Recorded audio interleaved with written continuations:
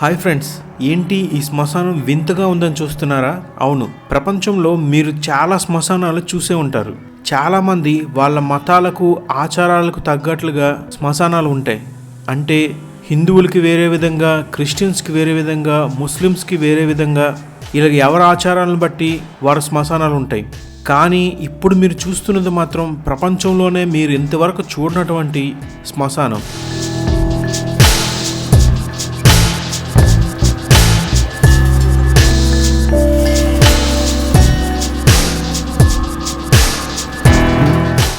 ఇందులో మనుషుల యొక్క సమాధులు కానీ, డెడ్ బాడీస్ కానీ కనిపిస్తాయేమో అని చూస్తున్నారా? అలాంటివేవి మీకు ఇక్కడ కనిపించవు. ఓన్లీ కార్ల కోసమే ఉన్న శ్మశానం ఇది. ఈ వింత శ్మశానం బెల్జియంలో వాలోనియా మున్సిపాలిటీలోని సెయింట్ లెగర్లో ఉంది. మీకు ప్రపంచంలో మరెక్కడా కూడా ఇలాంటి శ్మశానం కనిపించదు. ఈ శ్మశానం ఎలా ఏర్పడిందంటే, రెండో ప్రపంచ యుద్ధం జరిగినప్పుడు యునైటెడ్ స్టేట్స్ యొక్క సోల్జర్స్ ఈ దేశంలో యుద్ధం చేయడానికి వచ్చారంట.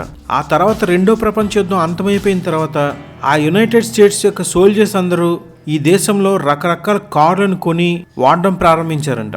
ఆ తర్వాత కొన్ని సంవత్సరాలకి ఆ సైనికులందరూ ఎవరి దేశాలకి వారు వెళ్ళిపోయారంట. కానీ ఆ రోజుల్లో వాళ్ళకున్న ఈ కార్లన్నీ వాళ్ళ దేశానికి తీసుకువెళ్ళాలంటే చాలా ఖర్చుతో కూడుకున్న పని. మరియు ఆ రోజుల్లో ఇలాంటి కార్లను తీసుకువెళ్ళడానికి అంతగా ట్రాన్స్పోర్ట్ కూడా ఎక్కువ ఉండేది కాదు. ఆ విధంగా ఆ రోజుల్లో ఎవరైతే సోల్జర్స్ దేశాన్ని విడిచి వెళ్ళిపోయారో వాళ్ళందరూ ఈ ప్రాంతంలోని ఈ గ్రామంలో ఈ చెట్ల మధ్యన తమ కార్లన్నీ తెచ్చి జాగ్రత్తగా ఎవరికి తెలియకుండా పెట్టి వెళ్ళిపోయారంట. ఆ తర్వాత కొన్ని రోజులకి ఆ గ్రామంలో చాలామంది కార్లను చూశారంట. కానీ అప్పటికే అవి తుప్పుపట్టి పాడైపోయి ఉన్నాయంట. ఆ తర్వాత చాలా సంవత్సరాల వరకు పాత కార్లన్నీ కూడా ఇదే ప్రాంతానికి వచ్చి ఈ విధంగా పెట్టి చాలామంది వెళ్ళిపోతున్నారంట. ఆ విధంగా ప్రపంచంలో ఎక్కడా లేనటి విధంగా కార్లకి మొట్టమొదటిసారిగా ఇక్కడి కార్ల శ్మశానం ఏర్పడింది.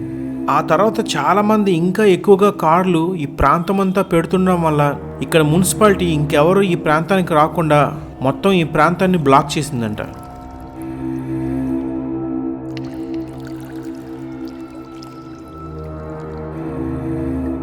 ఈ వీడియో మీకు నచ్చినట్లయితే నా వీడియోని షేర్ చేయండి లేదా లైక్ చేయండి.